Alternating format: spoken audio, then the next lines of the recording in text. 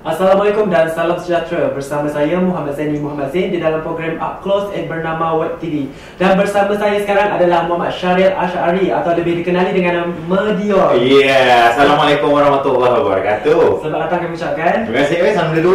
Okey. Dior, boleh tak ceritakan sikit mengenai latar belakang diri Dior? Okey. Latar belakang diri Dior memulakan karier seni. Kalau nak kirakan sebagai karier seni, dia memulakan diri sebagai penari pada tahun 2005. Selepas tu dia jadi artis manager actually untuk beberapa artis sampailah ke 2007, dan 2008 dia mula keluarkan single yang pertama yang berjudul Mengharap Sinar. Jadi daripada dancer ke artis manager ke artis sendirilah, iaitu penyanyi. Pada 2008 single lah sekarang. So banyak menghasilkan lagu-lagu sendiri. Saya juga merupakan seorang komposer, penulis lirik, koreografer, event manager, segala-galanya. Segalanya yang berkaitan dengan entertainment saya buatlah. Dan saya tak ada apa-apa dengan mana-mana management, tak atas mana-mana, dan saya bergerak di atas kaki sendiri daripada dulu sehingga sekarang. So maksudnya ada tak artis di bawah naungan Dior sendiri? Ada Dulu actually artis di bawah naungan Dior dulu sebenarnya ada beberapa, iaitu Sabi Sadi, Asfan Shah, Ijan, SDK, lepas tu actually Adam AF, and then Hilmi Ashley juga daripada Bernama, dan juga ada Ayu Mentor and few others lah. Tapi itu dulu. Lepas tu ada Ricardo daripada Sabah. Tapi itu dulu masa saya jadi artist manager. So sekarang ni saya tak manage siapa sendiri, tapi insyaAllah next nanti saya akan buat lebih besar lagi entertainment business saya, dan saya akan recruit new artist. Masih dalam rancangan? Masih dalam perancangan dan masih mencari orang. Okay. Bagaimana pula dengan aktiviti Dior sekarang setelah bergerak secara solo kan? Bergerak secara memang bergerak secara solo dulu kan. So aktiviti sekarang alhamdulillah tidak hanya busy pada menyanyi, seperti orang pun tahu dan kebanyakan orang industri tahu, kalau kita sebagai penyanyi nak mengharapkan hanya dengan show saja, kadang-kadang kita tak boleh cari makan. So you have to do something else rather than singing. So saya buatlah event bersama dengan beberapa company, tapi yang selalu saya buat adalah dengan UA lah. Lepas tu ada lagi buat kompos lagu. Kadang-kadang ada artis baru yang cakap, Dior saya nak lagu baru. Saya buat, saya producekan lagu, and then dalam masa sama buat event. So event yang new itu satu, lepas tu event yang kita provide artis pun ada juga, dan event kita sendiri menyanyi pun ada juga. Macam itulah. Macam mana Dior mengawal maksudnya setiap benda ni? Sebab daripada segi Dior cakap sendiri kan, so nampak macam busy sangat. So macam mana Dior manage time tu? Manage time, alhamdulillah. How to say, ada seorang saya punya assistant untuk uruskan segala-galanya, dan juga manager saya juga. Saya ada lebih kurang 2 manager dan juga 1 assistant. Tapi pun kita on off, but most of the time saya sendiri yang uruskan saya punya schedule, dan bila ada saya perlukan pertolongan, baru saya akan minta saya punya manager ataupun saya punya assistant untuk uruskan lah. So kalau event saya buat sendiri, tapi kalau bahagian saya sendiri untuk promosi diri saya sendiri untuk singing career, dan saya akan minta pertolongan saya punya assistant dan juga saya punya manager. Dan alhamdulillah, saya jenis tak adalah orang kata nak lepak luar, jadi saya banyak menghabiskan masa dekat rumah. So habis je, macam contoh, habis je shoot ni, nanti balik rumah tu update apa benda yang perlu, dan saya memang rajin lah mengupdate. Kalau nak tengok Instagram, nak tengok Facebook, Instagram pergi ke IG official Dior, dan Facebook ada Dior Syariel Ash'ari. Memang rajin. Kalau sekejap lagi gambar kita ni keluar lah. Okay Dior, boleh tak ceritakan penglibatan you di dalam di Akademi Asia? Okay. Dia something yang saya tak pernah terfikir untuk dapatkan sebenarnya. Di Akademi Asia di Indosiar di Indonesia telah berlangsung pada tahun lepas 2015 pada November dan juga Disember.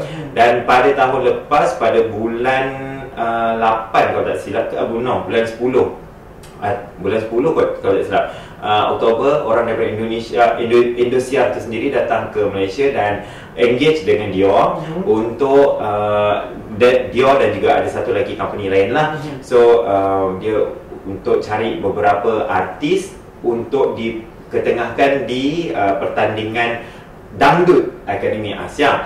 So saya pun kenal lah dengan orang Indonesia ni, jadinya saya pun tolong providekan artis untuk audition, dan dalam sesama ada beberapa artis saya yang terpilih untuk pergi ke di Akademi Asia, dan masa tu juga saya juga kena ikut lah untuk pastikan perjalanan semua untuk artis saya tu semua, dan juga saya pun buat recording sikit, behind the scene, gambar semua untuk program itu. Jadi agak rapat juga lah Dior dengan Indosiar bekerjasama. So maksudnya sekarang Dior dah ada kontak di seberang lah. So adakah projek yang terbaru bakal keluar daripada Dior dan gabungan daripada sana? InsyaAllah.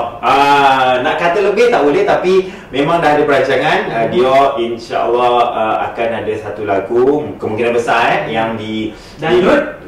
Yes, dangdut, tapi dangdut K-pop. Dangdut K-pop.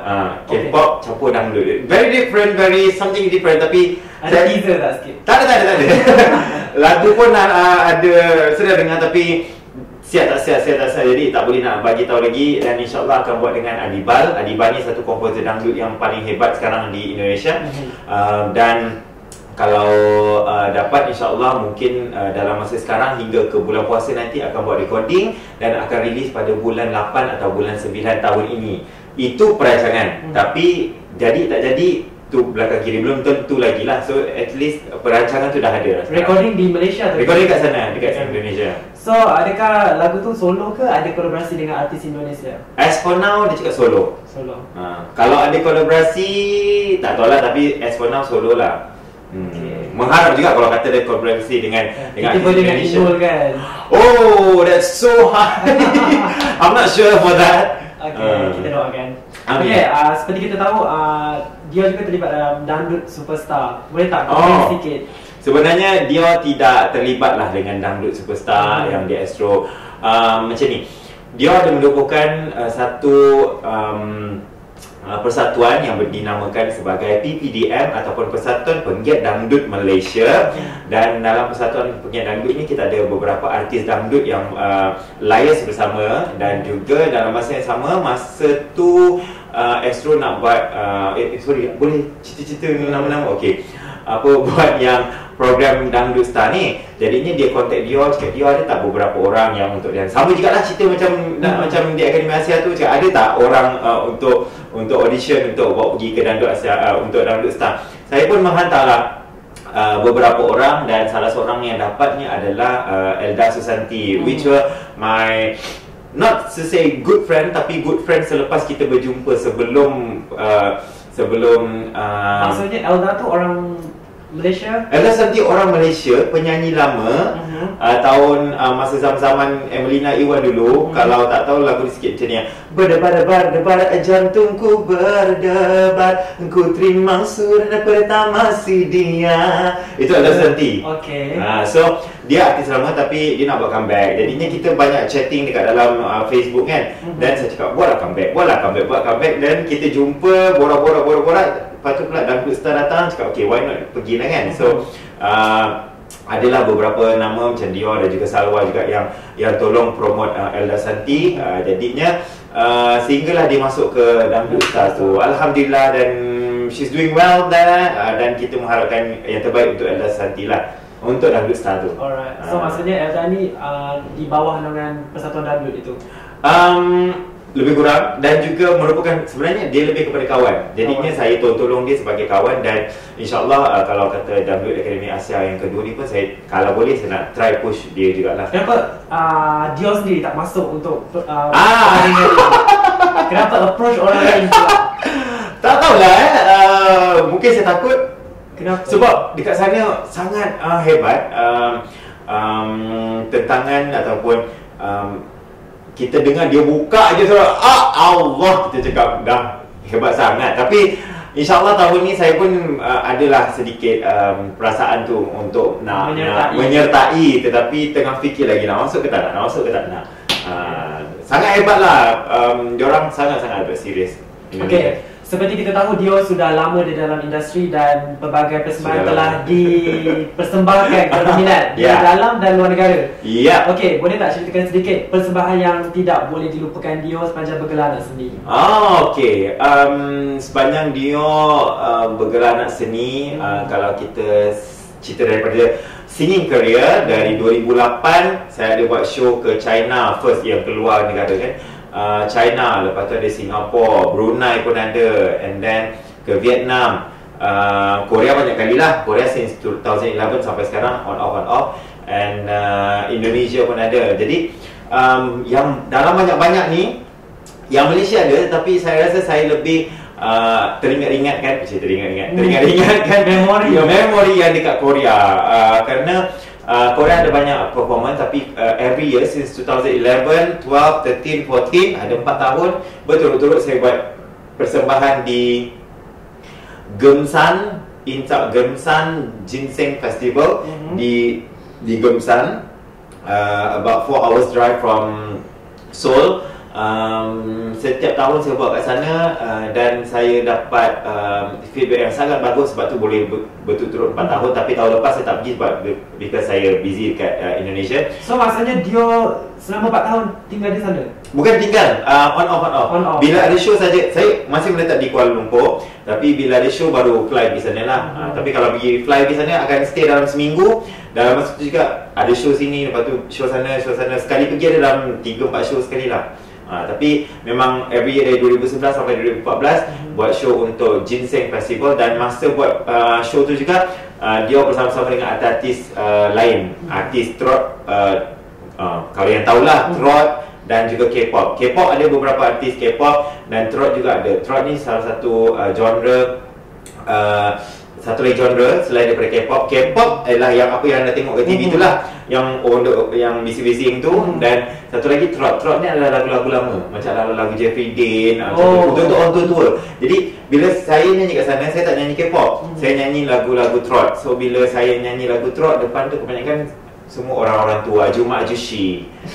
So diorang menari, diorang punya audience lain dengan Malaysian punya audience. Korean audience diorang lebih hype, diorang lebih menari dan very supportive. Tapi Malaysia kan macam ala-ala segan. Segan nak tepuk tangan bersusah. Jadi orang sangat hyper lah. Sangat hyper. Jadi itu yang membuatkan kita lebih, sebagai penyanyi, kita lebih suka audience yang sebegitu rupa. Jadinya tak salah untuk dia ingat, memang teringat-ingat kalau performance dekat Korea tu memang best lah. Selain daripada tempat tu ada tempat lain, tapi yang the best is because it's every year repeated, and then I get a very good response from that. So sebab itulah. So maksudnya Dio sudah fasih berbahasa Korea? Oh tidak. Saya pun sepatutnya lah, tapi itulah agak malas agaknya ataupun terlalu busy. So saya tak boleh lagi converse dengan baik. Saya boleh menulis, saya boleh membaca bahasa Korea, tapi untuk converse tu saya cuma boleh cakap benda-benda yang important je lah. Macam toilet kat mana, macam biasa. Macam nak minum, nak makan, nak pergi apa ke, dah kenyang ke, apa benda macam tu lah, yang simple lah, basic. Tapi kalau nak tiba-tiba cerita, semalam saya begini ni lah, tak boleh. Okey Dio, boleh tak kongsi bersama kami antara cabaran yang dihadapi sepanjang bergelar anak seni? Okey, sebagai anak seni tu biasanya memang ada pahit dan manisnya. Jadinya kalau nak kata pahit tu banyak daripada orang luar pun ada, yang start back pun ada, bermacam-macam story. Tapi sebenarnya cabarannya lah pada diri kita sendiri. Kalau saya ni jenis tak kuat, saya rasa sampai sekarang saya tak boleh berada seperti sampai sekarang lah. Tapi cabaran diri sendiri, saya pernah pada tahun 2010 saya tiba-tiba rasa macam down dan nak stop. Kenapa? Sini. Sebab masa tu saya buat lagu K-pop tahun 2010 Januari, dan masa tu terlalu advance. Malaysia, radio Malaysia TV tak main lagi lagu K-pop, and tak tahulah saya terlalu gila dengan K-pop masa tu. So saya buat lagu K-pop, duet dengan Sung Jing, dan saya bagi radio dia tak main. Sebab biasanya saya belum ni yang lagu-lagu Mengharap Sinar, Sampai Kelantan, saya bagi radio, semua radio main, semua kan tak ada masalah. Tiba-tiba radio tak ada main, so macam alamak, terduduk kejap. Lepas tu show pun kurang. So sampailah saya rasa macam macam dah lama tu macam getting slow. Lepas tu saya pun rasa macam dah down kan. So cabarannya diri sendiri macam mana nak naik. So saya banyak pergi jumpa orang, lepas tu dapatkan advice. Orang kata kalau katalah saya dekat US ni mungkin dah dapatkan pergi counselling, sesi counselling kan. Tapi sini tak ada, tak payahlah. So macam tu lah. So daripada diri sendiri tu kita macam mana nak menempuhi cabaran dan nak naik balik ke atas lah daripada kita dah ke bawah. Dan keduanya dari segi kita dalam industri muzik tanah air, tikam belakang tu biasa, orang kata cantas job tu pun biasa. So bagaimana dia menghadapinya? Tak ada benda sangat. Saya cuma berdasarkan bakat dan juga yang penting network. Yang kalau network tu kuat, insya-Allah apa-apa pun kita boleh masih lagi maintain. Tapi kalau katalah kita nama lebih besar tapi kita tak mempunyai network yang strong, kita tak kenal orang-orang bawah, tak kenal orang yang atas juga, jadi benda tu kita akan flop. Yang penting sebab saya daripada 2005 sampai hingga sekarang, jadinya saya dah kenal banyak orang. InsyaAllah dari situ, walaupun saya ni nak katakan popular, tak popular sangat. So bolehlah naik dari sikit InsyaAllah. Kata network is very important. Okay, seperti kita tahu setiap orang jaya pasti ada seseorang di belakangnya. So bagi dia, siapa yang selalu mendorong dan membantu memberi sokongan? Adakah family, kawan-kawan dan siapa? Oh, family. Terutamanya saya punya mak dan ayah. So setiap kali dulu saya ingat lagi tahun 2007 masa saya cerita dengan mak dan ayah, saya cakap saya nak jadi penyanyi. Dia nak jadi penyanyi, bukan dia lah, Syaril nak jadi penyanyi. Lepas tu dia kata, tak payahlah, buat apa jadi penyanyi. Penyanyi ni bukannya ada gaji tetap dan juga tak menjamin masa hadapan. That's what they said lah. Tapi saya ni jenis degil. Teruskan juga, saya buktikan pada diorang yang satu hari nanti yang diorang akan suka. Jadi sehinggalah saya dapat satu stage yang besar di mana untuk ke tahun 2008, iaitu separuh akhir muzik-muzik. Dan pada masa itu tiba-tiba saya tengok ayah saya sendiri datang naik motor pergi ke Shah Alam, pergi tengok saya punya performance. So Plaza Alam Central. Sebelum ni dia tak pernah tahu pun, tak pernah ambil tahu pun saya punya ada show kat mana ke apa, tak pernah ambil tahu. Tiba-tiba saya masuk TV, lepas tu keluar promo kan, Dior apa semua, nama dah tukar Dior lah. So masa tu saya tengok dia datang, so rasa ya Allah, mak dan ayah masa tu memang bagi full support. Siap ada orang call orang kampung tengok masa TV macam tu lah. So dari situ saya dapat lagi banyak galakan, dan lebih dari situ juga macam lagi best lagi saya nak ke hadapan. Dan orang-orang yang sekeliling saya terlalu banyak juga yang membantu dari segi music, Rafiq konsep. Dari segi management saya ada Baby Nurul Ain, saya ada Kak Noh dan juga Mr. Yu Songbo daripada MK Studio dan juga YCP Engineering, iaitu orang Korea sendiri yang membantu saya untuk pergi ke Korea. Kalau tak adalah orang Korea ni, tak pergilah saya pergi ke Korea tu. Dan juga ada lagi lah beberapa nama-nama lain yang banyak bantu saya, seperti sentiasa membantu dari segi galakan dan moral. Saya ada Hilmi Ashley dan juga Siti Sarah, Raisuddin, dan banyak lagi nama sebenarnya kawan-kawan yang membantu. Okey, boleh tak Dior ceritakan sikit bagaimana tercetusnya nama Dior tu? Ini tak ada dalam skrip kan? Tak ada. Okey.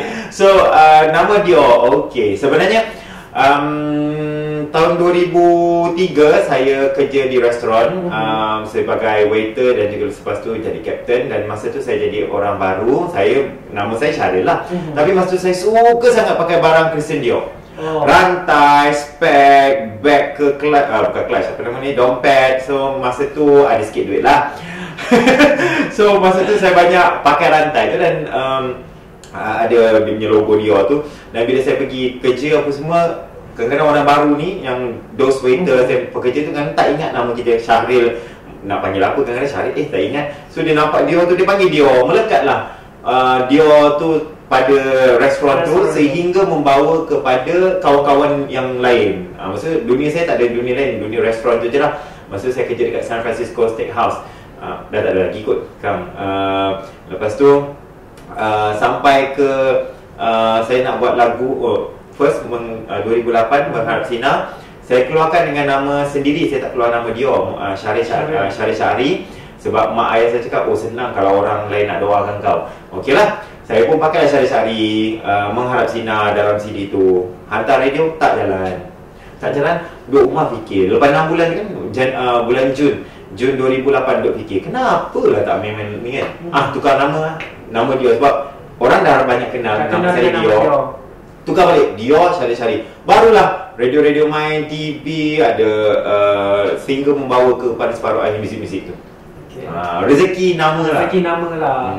Okay, Dio, boleh tak kongsi bersama kami sweet moment antara sweet moment sepanjang bergelar anak seni ni. Okay. Sweet momentnya ialah, pertama, anda boleh travel secara percuma. Pergi Korea apa semua jadi sponsor, pergi China apa semua sponsor. So kebanyakan daripada travel saya, kalau anda tengok tu memang secara percuma lah, orang lain sponsor. Maksudnya bila kita pergi untuk buat show. Itu sweet moment yang pertama. Sweet moment kedua ialah kita tak sangka boleh jumpa. Okey, macam contoh, dulu saya sangat minat Mas Hidayu. Sampai yang kalau tak tahulah sekarang punya zaman sekolah, tapi dulu zaman sekolah kan kita wrap dengan plastik dekat atas kan? Atas meja. Yang dalam tu kan nanti kita letak macam gambar. So dalam tu penuh gambar Mas Hidayu. Ni saya tak cerita dengan dia lah.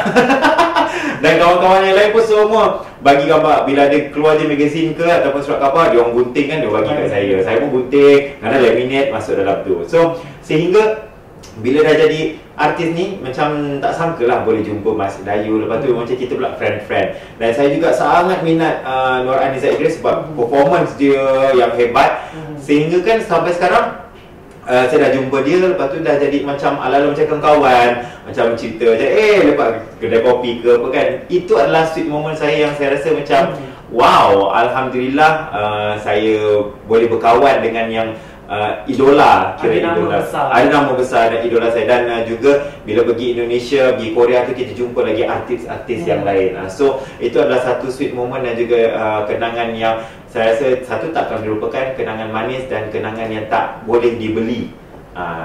Itulah. Okey, antara impian Dio yang masih belum tercapai setakat ini. Impian yang masih belum tercapai, saya sebenarnya nak satu impian. Dulu saya impian nak masuk anugerah juara lagu. Tapi dah sampai ke separuh akhir, dah kira okey lah tu, alhamdulillah lah dah tercapai. Impian yang kedua ialah saya nak menyanyi di Korea. Dah tercapai, bukan sekali, berkali-kali. Impian yang ketiga ialah saya nak nyanyi dekat Indonesia. Dah tercapai hari tu dekat TVRI. Lepas tu impian yang kelima, saya banyak impian ni. Ini semua dah tercapai. Yang impian yang kelima adalah saya nak menyertai dalam Asia Song Festival Award di Korea. Itu belum tercapai-capai. Itu sangat susah lah. Saya rasa kalau saya dah dapat tu, alhamdulillah lah saya dah boleh rest. Yang lepas tu satu lagi, saya belum dapat apa-apa award lagi. So at least lah dapat satu award dari mana-mana anugerah ke apa ke, dan will be good. Tapi sekarang award belum ada lagi, insyaAllah. Okay, antara list artis yang Dio ingin berkolaborasi, yang sudah dan yang ingin berkolaborasi, yang saya sudah berkolaborasi iaitu Nur Aniza Idris untuk lagu Hari Demi Hari, Ani Mayuni dengan lagu Buruanmu, Salma Mentor yang tu untuk lagu dan juga Salma Mentor dan juga Daniel Ashton untuk lagu Syurga Syuhada. Lepas tu lain tak lagi kot. So yang I'm looking forward, kalau nak dapat pun yang saya betul-betul nak, Siti Nurhaliza. Bukan dia pernah ke? Tak pernah. Mana? Macam mana boleh cakap dia pernah? Tak ada. Bergambar pernah, tapi untuk persembahan dan juga untuk satu recording lagu tu belum pernah. Satu Siti Nurhaliza, yang kedua salah seorang daripada artis Korea, sebenarnya Rain, tapi saya rasa macam tak mungkin lah boleh dapat Rain tu untuk duet, tapi just imagine sajalah kalau boleh Rain, Siti Nurhaliza. Dan juga Indonesia tu sebenarnya saya suka Inul. Dah cakap dah tadi. Okay, sebelum kita berakhir, apa harapan Dio untuk terus maju di dalam industri seni? Okay, Harapan banyak, tapi sebelum tu saya nak cerita juga. Saya akan keluarkan dengan single berjudul Baby I Need You dalam bahasa Korea. Hari tu saya baru balik daripada Korea, saya pergi recording. Dan akan dipromosikan di Korea juga, insyaAllah tahun hadapan. Tapi saya akan buat dalam versi bahasa Melayunya nanti di sini. So selepas itu juga nanti saya akan keluar dengan satu lagi lagu trot, lagu semi trot, iaitu trot campur K-pop. Akan berduet dengan Ma Asong, satu trot singer di Korea. Dan insyaAllah pada akhir tahun nanti baru akan buat recording. Dan saya akan memulakan karier di Korea insyaAllah, yang sebetul-betulnya saya akan duduk di sana mungkin tahun hadapan, selain daripada Indonesia pada akhir tahun ini insyaAllah. So saya mengharapkan berbanyak-banyak sokongan daripada anda di luar sana untuk karier seni saya. Tak kiralah sebagai penyanyi ke, ataupun sebagai komposer ke, atau sebagai event manager ke, apa tak kisah. Saya mengharapkan sokongan anda. Jangan dengki-mendengki. Rezeki itulah ditetapkan oleh Allah. Dan usaha yang paling penting. Dan saya sebagai anak seni tanah air, saya berbangga menjadi rakyat Malaysia yang di mana kita mempunyai satu negara yang masih demokrasi dan juga masih bebas untuk menentukan arah seni muzik tanah air kita sendiri. Jadi jangan melacurkan seni anda. Seni adalah satu benda yang patut dibanggakan, dan cuba kreasikan pada satu yang lebih besar di mana ia boleh mendatangkan selut oleh orang lain di luar sana. Dan saya juga sebagai anak seni Malaysia, saya juga berusaha keras untuk menempatkan diri di Malaysia, selain daripada Malaysia, Indonesia, Singapura, Brunei dan juga di Korea. Dan saya mengharapkan sokongan daripada anda semua. Walaupun saya tahu dia tidaklah perfect, tapi kalau ada apa-apa silap dan salah, tolong tegur. Dan saya juga sendiri ingin upgrade diri sendiri untuk lebih berjaya dan lebih lagi maju ke hadapan.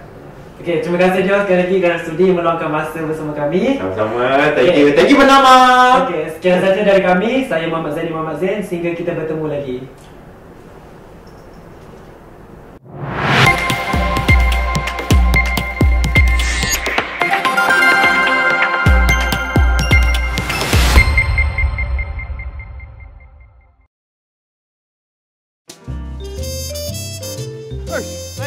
Assalamualaikum. Waalaikumsalam. Kau beli barang kat sini juga? Mestilah, sebab barangan dekat sini harganya berpatutan. Kualitinya bagus, persekitaran bersih. Ada satu lagi, KPDNKK dah menyediakan portal perkhidmatan pengguna. Macam dekat ujung tua. Jadi kalau ada apa-apa masalah, boleh buat aduan dekat situ. Kalau nak timbang berat barang yang nak beli pun boleh. Habis kalau tak ada kaunter pengguna tu, macam mana? Ada 2 aplikasi yang dah disediakan oleh KPDNKK untuk kita buat semakan harga dan juga aduan. Satu nama dia My Kira GST dan satu lagi Easy Adu. Jadi kalau ada apa-apa masalah, bolehlah terus dia telefon ke talian pengguna. Nombor dia 1-800-886-800. Oi, mulai sekarang ni maknanya kita dah boleh jadi pengguna yang bijak lah ni. Mestilah.